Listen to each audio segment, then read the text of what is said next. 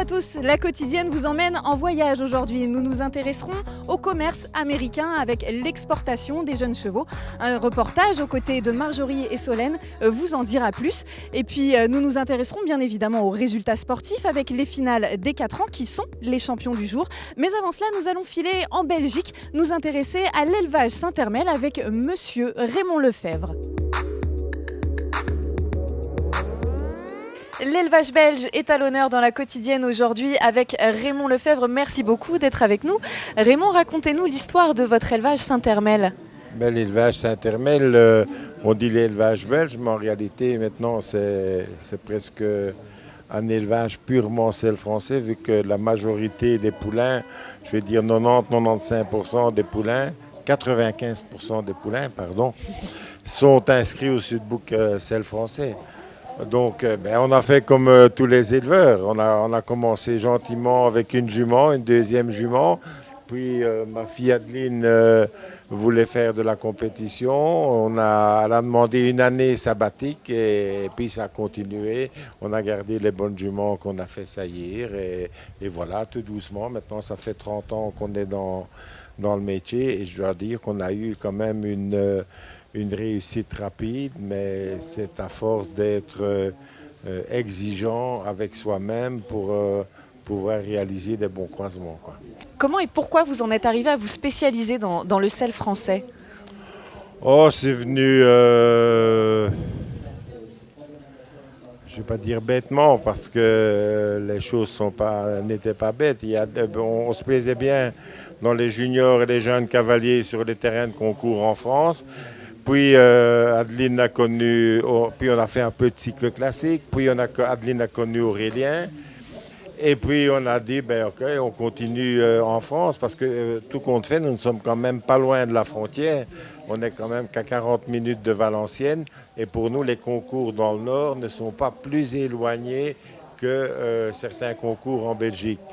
Et une autre chose qui est importante, je trouve que le cycle classique en France était plus convivial que le cycle classique en Belgique, parce que des chevaux pouvaient 2 jours sauter sur le même terrain et un cheval qui était un peu timide ou quoi, il sautait le lendemain et il s'affranchissait.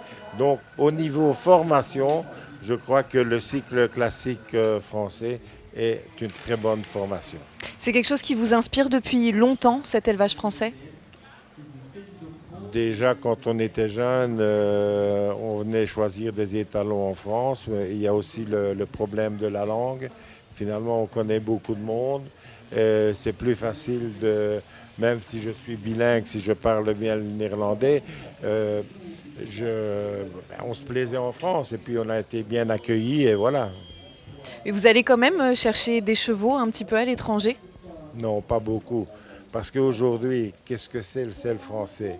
Le selle français est, à mon avis, devenu un lieu d'inscription où on inscrit ses poulains. Et quand vous voyez et que vous écoutez les selles français, les origines, il y a des chevaux sous label selle français qui ont un père étranger et une mère étrangère. Alors, voilà, on trouve des chevaux étrangers en France aussi. Et le but n'est pas de trouver un cheval à l'étranger, à gauche ou à droite. Le but, c'est de trouver un bon cheval. C'est la raison pour laquelle on a continué en France, parce qu'on connaissait beaucoup de monde. Alors l'élevage français et l'élevage européen intéressent également beaucoup les États-Unis. C'est pour ça qu'au Grand Parquet, vous pouvez voir errer Marjorie et Solène à la recherche des jeunes chevaux qu'elles pourront exporter aux États-Unis. Voici tout de suite un reportage. Elle vit aux États-Unis depuis 15 ans, mais n'a jamais quitté les chevaux français des yeux. Désormais installée en Floride, Marjorie a à cœur de faire venir de beaux et bons chevaux sur ces nouvelles terres. Car outre-Atlantique, trouver un bon cheval n'est pas si évident. C'est pas facile de trouver des bons chevaux aux États-Unis, ils font pas du tout d'élevage. Eux, leur truc, c'est les quarter horse, donc forcément pour aller sauter des barres, c'est pas terrible. Donc voilà, j'ai commencé à me dire, faut que je ramène mes propres chevaux. Et puis quand je les ramenais, les gens me disaient, il est bien, est-ce qu'on peut l'acheter ? Et là, je me suis dit, il y a peut-être un business. Donc j'ai commencé et ça marche bien. Là, on a une Très grosse écurie de commerce aux États-Unis, en Floride. On est très près des très gros concours d'hiver, Ocala, Wellington.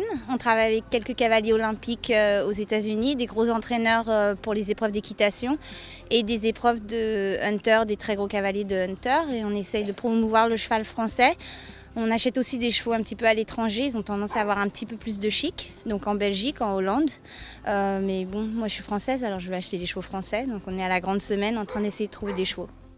Elle profite de la grande semaine de Fontainebleau pour venir repérer et acheter de nouveaux jeunes chevaux. Accompagnée par sa partenaire dans cette aventure internationale, Solène est basée en région parisienne et s'occupe de trouver les chevaux qui correspondent au goût américain et surtout de les former afin de les envoyer dans l'écurie de commerce de Marjorie où ils seront mis à la vente. Une étape importante pour changer d'univers. C'est totalement différent, c'est un système différent, les chevaux ne sont pas du tout montés comme en France, donc c'est surtout dans mon équitation que ça a changé et dans la façon de préparer les chevaux au quotidien. On n'a plus du tout la même façon de travailler les chevaux tous les jours à la maison. Alors déjà, il leur faut des chevaux beaucoup plus calmes, donc il faut que les chevaux sortent beaucoup plus, qu'ils soient dans un moule où ils soient très relax. Donc c'est des chevaux qui vont plus dehors, qui sortent 2 à 3 fois par jour, qui sont longés longtemps et qui sautent très régulièrement sur des petites barres pour être relax et répéter leur saut. Et après, dans le dressage, il faut des chevaux qui soient donc pareil, calmes, qui changent très bien de pied et qui soient très réguliers dans leur galop. Les deux collègues s'entendent parfaitement dans leur domaine et se font totalement confiance. Elles profitent même de cette semaine au Grand Parquet pour aligner un de leurs étalons. Ça, c'est que du plaisir. Là, on est venu à la finale. On a un étalon de 4 ans avec des origines hallucinantes, Canaan, avec la mère de Rahotep. Il a bien fait, il a encore beaucoup de métiers à apprendre. Nous, ce qu'on voudrait faire, c'est aussi exporter la semence pour essayer de produire plus de chevaux français aux États-Unis, parce qu'ils essayent quand même de faire un tout petit peu d'élevage. Exporter de la cuisine française en Amérique, une recette qui fonctionne trop bien pour Marjorie. Elle vend entre 5 et 12 chevaux par mois et ne parvient pas à répondre à la demande grandissante. La preuve que l'élevage français séduit dans le monde entier. Les jeunes chevaux qui partent à l'étranger, pour vous donc, c'est la France, on l'a bien compris. Comment évolue votre activité depuis toutes ces années dans l'élevage ? On fait naître actuellement une quinzaine de poulains par an et on essaye de se limiter là parce que le gros problème, c'est de trouver du personnel pour pouvoir nous aider à débourrer ces jeunes chevaux et à les exploiter en concours. Le gros problème aujourd'hui dans notre activité, c'est le personnel. Et pourtant, ici, vous avez 17 chevaux, vous êtes l'élevage le plus représenté. Comment vous arrivez à gérer ça ? On a pris le risque cette année de faire monter nos chevaux par 2 jeunes cavaliers, un à 21 ans et l'autre 23 ans. Or, quand vous voyez la plupart des grandes écuries, ce sont des cavaliers chevronnés, des professionnels qui montent les chevaux. Nous, on a pris le risque de le faire avec des jeunes cavaliers. Pourquoi ? Parce que on avait des chevaux avec de la qualité et parce qu'ils avaient bien fait le cycle durant l'année. Donc, pourquoi les priver de la finale ? Maintenant, pourquoi 17 ? Et pourquoi pas 23 ? Parce qu'on en avait 23 de qualifiés. Donc on n'a pas pris de 7 ans. Il y a eu des chevaux de vendus entre-temps. Donc on en a encore laissé quelques-uns à la maison. On a essayé de bien briefer tout le monde avant de partir. Vous dire, toi tu feras ça, toi tu feras ça. On va s'organiser comme ça. Et bon, voilà. Bon, le tout est une question d'organisation. Ce sont les personnes les plus occupées qui se rendent le plus facilement libres. C'est une très belle philosophie pour voir les choses. Et ici, à Fontainebleau, j'imagine que ça n'a pas dû être facile d'organiser ce déplacement et donc de pouvoir venir et d'amener tous ces chevaux. On avait organisé, on n'a pas organisé ça les derniers jours. Il y a une dizaine de jours que c'était organisé avec tel chevaux dans tel camion, dans telle vanne, le matériel dans telle vanne. Je dois dire que ce n'est pas la première année qu'on le fait. Et quand on vient avec 13 ou 17, il n'y a plus beaucoup de différence. Il n'y a plus qu'un camion de différence, quoi. Voilà. Et comment vous expliquez que vous êtes l'éleveur numéro 1 avec le plus de chevaux ici présents ? Mais ça, écoutez, je ne sais pas pourquoi on s'explique, pourquoi je suis l'éleveur le plus représenté. Soit on est un peu meilleur que les autres, ou les autres n'amènent pas tous leurs chevaux, ce qui est bien possible aussi. Mais c'est vrai que quand on voit les résultats du challenge des 100 meilleurs éleveurs et des 100 meilleurs propriétaires, nous sommes en tête avec une belle avance. Donc, ce qui veut dire que le travail qu'on a réalisé dans nos croisements il y a 5 ans porte leurs fruits maintenant. Et déjà, de par ma profession principale, qui était directeur d'agence bancaire, j'avais un esprit très cartésien et je voulais essayer de ne pas trop me tromper parce qu'un mauvais cheval ou un cheval moyen mange autant qu'un bon cheval. Ou un bon cheval ne mange pas plus qu'un moyen. Donc aujourd'hui, si on veut vendre des chevaux, il faut vraiment aller avec la qualité. Et si on n'a pas de qualité aujourd'hui, au niveau du commerce, c'est très difficile. Et alors, vous êtes satisfait pour l'instant de ce qui se passe ici sur le Grand Parquet et puis de ce que ça peut vous apporter? Je dois dire, hier soir et ce matin, j'étais un peu déçu. Maintenant, les choses commencent à reprendre forme. Nos jeunes cavaliers ont perdu une partie de leur stress et remontent normalement. Parce que hier, il y a toujours eu un petit 4 points au poids qui ont fait que dans les 4 ans femelles, par exemple, nous ne sommes pas en tête. Il y en avait 2 en finale sur 4, mais j'aurais voulu être plus près de la tête du classement, quoi. On vous souhaite le meilleur pour cette fin de semaine. En tout cas, merci beaucoup Raymond Lefebvre d'avoir été avec nous. Et tout de suite, nous allons justement découvrir les grands vainqueurs des épreuves de 4 ans.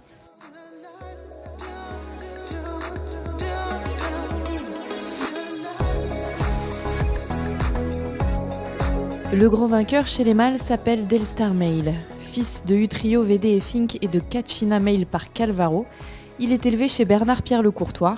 Après une saison réussie, Delstar Mail et son cavalier Grégoire Hercelin avaient à cœur de bien terminer ici à Fontainebleau, malgré la fatigue. Mon cheval sautait très bien toute la saison. Je l'ai senti un tout petit peu fatigué. J'ai eu un tout petit sursis, mais non, je suis très content. Il a quand même bien sauté encore. Il a gagné le CIR à Auvers. Et puis il faut savoir donc que les étalons sont qualifiés pour Fontainebleau d'office. Donc il n'a pas fait beaucoup de parcours. Il gagne le CIR à Auvers. Ça n'avait rien à voir avec l'obstacle. Il était double sans faute évidemment, mais c'était les notes de modèle. Et puis hier, il a fait un très bon parcours qui était à l'image de ses parcours de la saison. Et aujourd'hui, un tout petit peu moins bien, mais le résultat est là. Ouais. Du côté des juments, c'est Dalia Platière qui remporte le prix Free Jump. Montée par Jérémy Leroy, la fille de Dollard de la Pierre et Fétiche Platière par Papillon Rouge Normandie est née à la SCEA Le Forestier. Elle s'impose devant DS de Ruère et Kevin Grindorge. C'est Dana De Kerglen et Richard Ronan qui prennent la 3e place.